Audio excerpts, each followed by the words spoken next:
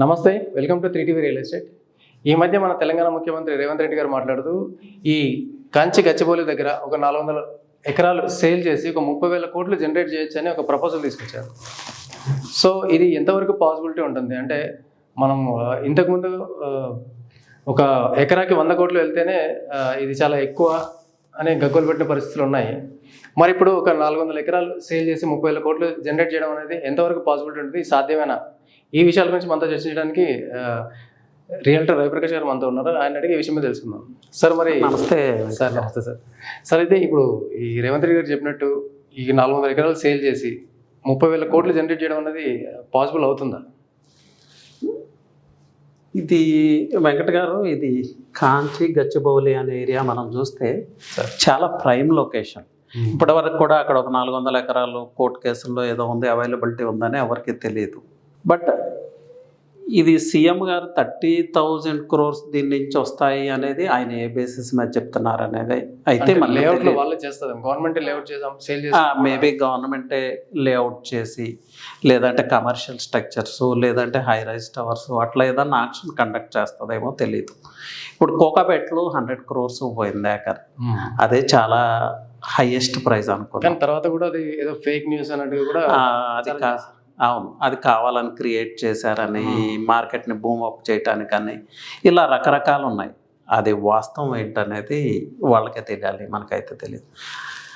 అయితే కోకాపేట విషయంలో ఒకటి మనం అర్థం చేసుకోవాలంటే 100 crores సేల్ అయింది, కేవలం 1 acre మాత్రమే. ఆ 1 acre కూడా కోకాపేటలో హైయెస్ట్ పాయింట్ ఎక్కడ ఉంటుందో అక్కడ ఉంటుంది. అక్కడ అన్లిమిటెడ్ ఫ్లోర్స్ వేసుకోవడానికి పర్మిషన్ ఉంది. అంటే బిల్డర్ క్యాపబుల్ అయితే 70 floors వేసుకోవచ్చు, 100 floors వేసుకోవచ్చు, రెస్ట్రిక్షన్స్ ఏం లేవు. సో ఈ రీజన్స్ కూడా సపోర్ట్ చేసినాయి 100 floors-కి, 100 crores-కి. ఆ పొటెన్షియల్ ఉంది ఆ ల్యాండ్కి. బట్ అక్కడ ఆ 1 acre 100 crores పోయింది కాబట్టి రిమైనింగ్ ఏరియా అంతా ఆ ప్రైస్ ఉంటుందా అంటే ఉండదు. అది అర్థం చేసుకోవాలి. అలాగే ఇప్పుడు కాంచి గచ్చిబౌలి ఇది చాలా ప్రైమ్ లొకేషన్ అండి. గచ్చిబౌలికి నీరు ఉంటుంది. మీరు ఇక్కడ చూస్తే, మనం ఇక్కడ చూస్తే ఇది గచ్చిబౌలి. గచ్చిబౌలికి చాలా నీరు ఉంటుంది, గచ్చిబౌలి అనే ప్రాంతం. అలాగే సరౌండింగ్స్ చూడండి, తెల్లాపూర్ రోడ్, అలాగే నానక్రామ్గూడ, అంటే తెల్లాపూర్ని నానక్రామ్గూడని కనెక్ట్ చేస్తూ ఉండే రోడ్లో మిడిల్ పాయింట్లో ఉంది కాంచి గచ్చిబౌలి అనే ప్రాంతం.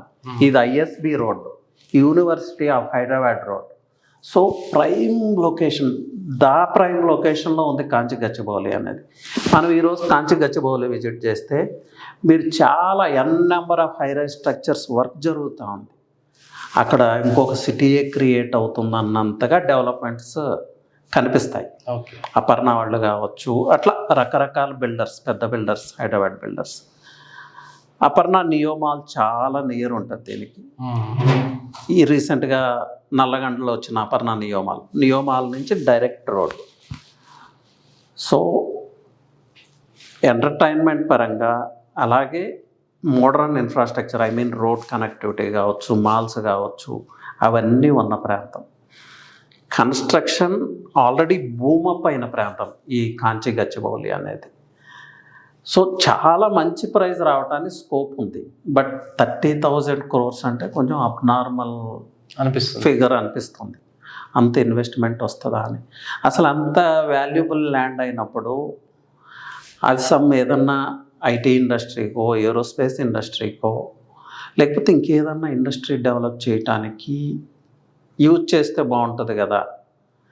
లేదు, మనకు అర్బన్ లంగ్స్ కావాలి. ఆ ఏరియా ఆల్రెడీ ఒక అర్బన్ లంగ్ లాగా, అంటే ఒక ఫారెస్ట్ లాగా. అక్కడ పికాక్స్ని చూడొచ్చు, మనం డీర్స్ని చూడొచ్చు. సో దాన్ని అలా ఉంచితే మన హైదరాబాద్లో ఉన్న ఎన్విరాన్మెంట్ బ్యాలెన్స్ అవుతుంది కదా. Why don't we do that అనేది ఒక హైదరాబాదీగా నాకున్న డౌట్. అదే. సో ఇంకొకటి, ఎస్, హైలీ పొటెన్షియల్ ప్లేస్నే కాదనట్లేదు.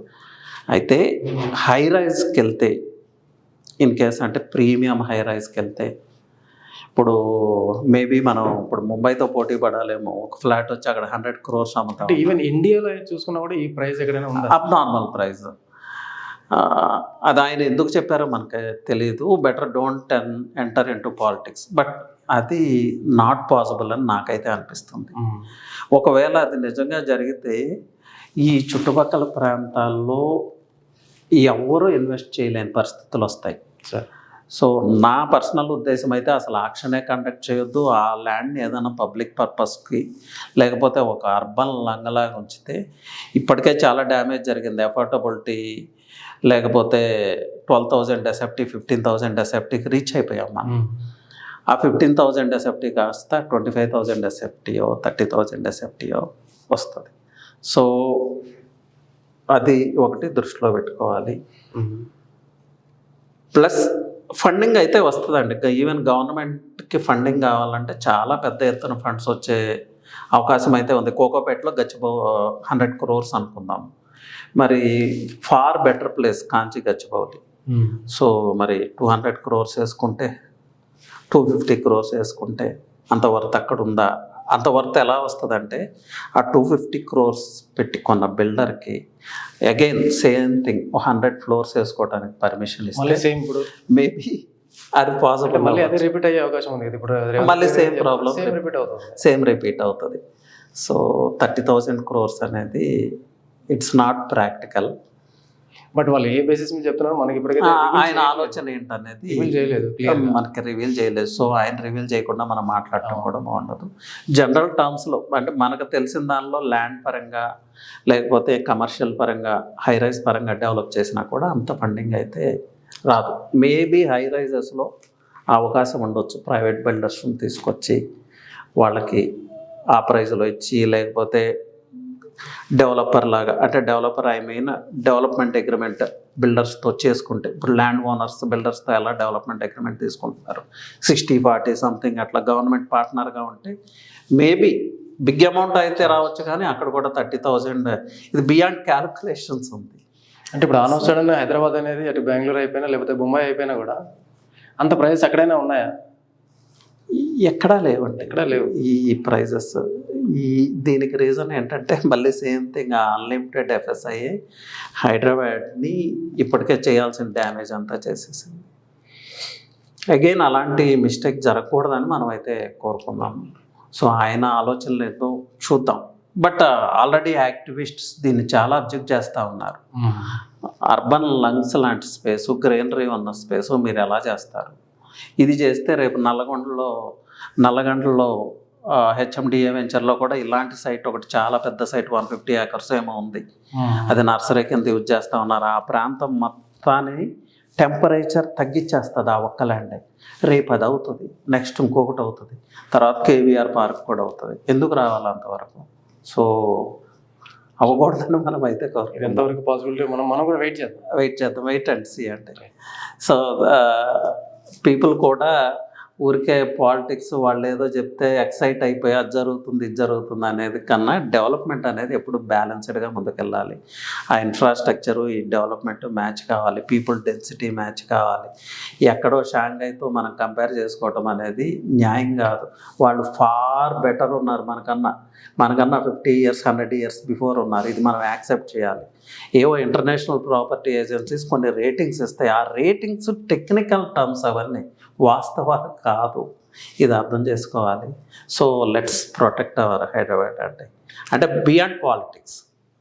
సో ఏదేమైనా కూడా ఇప్పుడు గవర్నమెంట్లు మారినప్పుడు ఆటోమేటిక్గా వాళ్ళు కొన్ని ప్రాజెక్టులు అనౌన్స్ చేస్తారు. అక్కడున్న రియల్ ఎస్టేట్ మార్కెట్ని కొంచెం బూమ్ చేయడానికి వాళ్ళు ఆటోమేటిక్గా కొన్ని ప్రాజెక్టులు అనౌన్స్ చేసి అక్కడ ఏదో జరిగిపోతుందని చెప్పేసి చెప్తారు. అది జరగచ్చు, జరగకపోవచ్చు, జరగడానికి కూడా టైం పట్టచ్చు.